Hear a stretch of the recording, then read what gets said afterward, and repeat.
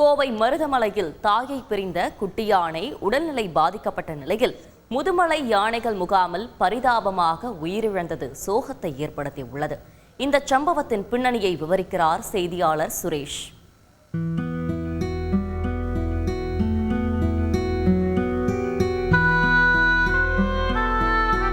தாய் யானை உடல்நலக்குறைவால் வீழ்ந்து கிடக்க பசியோடு சுற்றி சுற்றி வந்த குட்டி யானையின் பாச போராட்டம்தான் இவை.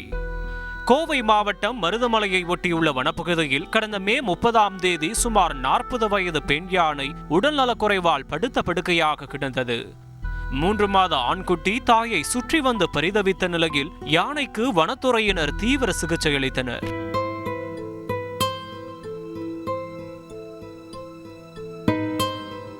இதற்கிடையே குட்டி யானை தாயை பிரிந்து மற்ற யானைகளுடன் காட்டுப்பகுதிக்குள் சென்றுவிட்டது. வனத்துறையின் தொடர் சிகிச்சையால் 4 நாட்களுக்கு பின் உடல்நலம் தேறிய தாய் யானை மீண்டும் வனப்பகுதிக்குள் விடப்பட்டது. ஆனால் தாய் யானை தனது மகனை மீண்டும் ஏற்றுக்கொள்ளாததால் குட்டி யானை மட்டும் தனியாக வனப்பகுதியில் சுற்றித் திரிந்தது.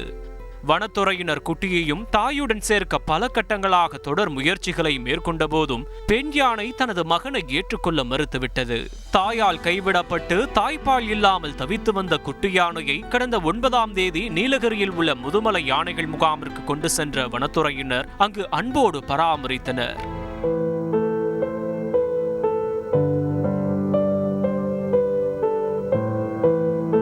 பாகன்களுடன் பாசத்தோடு பழகி வந்த குட்டி யானைக்கு கடந்த 2 நாட்களாக கடும் வயிற்றுப்போக்கு ஏற்பட்டுள்ளது. கால்நடை மருத்துவர்கள் தொடர்ந்து சிகிச்சை அளித்த போதும் நேற்று இரவு யானைக்குட்டி சிகிச்சை பலனின்றி உயிரிழந்தது பெரும் சோகத்தை ஏற்படுத்தியுள்ளது.